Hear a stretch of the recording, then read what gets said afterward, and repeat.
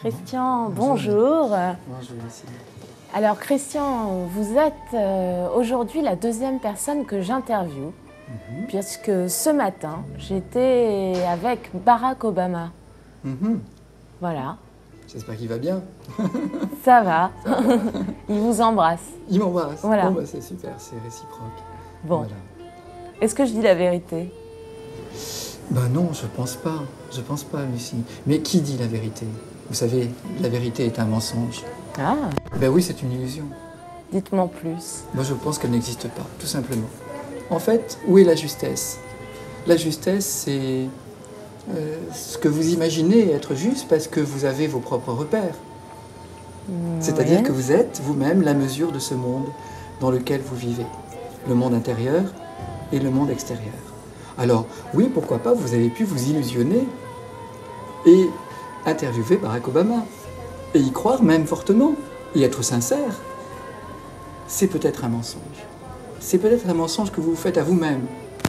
Mais on est dans un monde de mensonges. Il y a tellement de gens qui mentent. Alors Christian, vous nous dites finalement que le mensonge ne serait pas forcément négatif.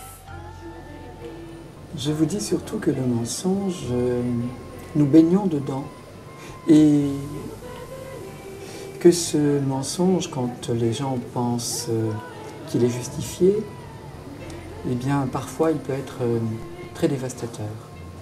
Je pense aux grands malades, auxquels on cache leur état, voire le délai de vie. C'est quelquefois extrêmement cruel parce que ça leur enlève toute liberté. Cette bonne intention-là, qui est souvent la bonne intention qu'ont les familles, enlève finalement le libre arbitre à la personne qui est dans cette situation-là.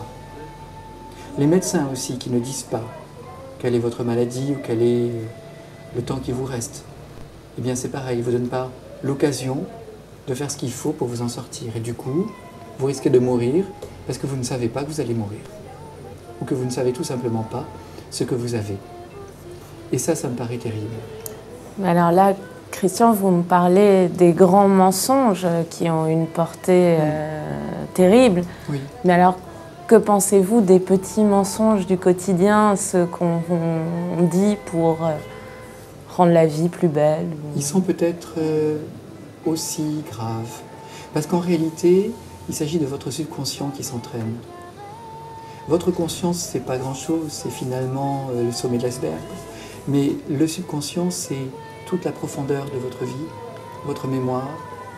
Car dans votre subconscient, il y a toutes les images, tous les souvenirs, toute votre connaissance, tout ce que vous avez ressenti aussi. D'accord. Et à chaque instant, lorsque vous entraînez votre subconscient du mauvais côté, même si ça vous paraît dérisoire ou naïf, eh bien, vous l'entraînez. Et il vous croit. Parce que votre subconscient, finalement, vous croit. Il va faire ce que vous lui demandez. Et si vous n'avez pas la morale ou la conscience de l'entraîner du bon côté, eh bien, vous l'entraînez tout simplement du mauvais. Alors, quelle est justement la bonne attitude à avoir?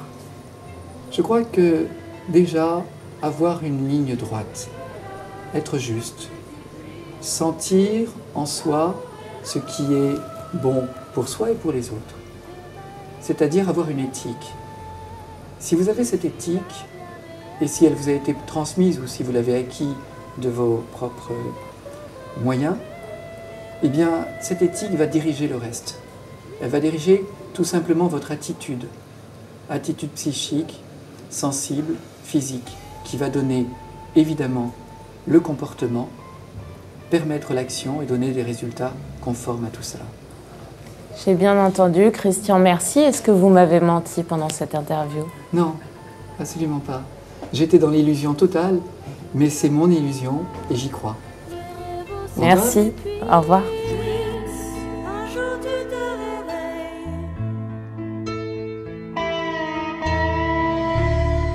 tout paraît différent, tout semble plus réel. Moi-même je suis réel.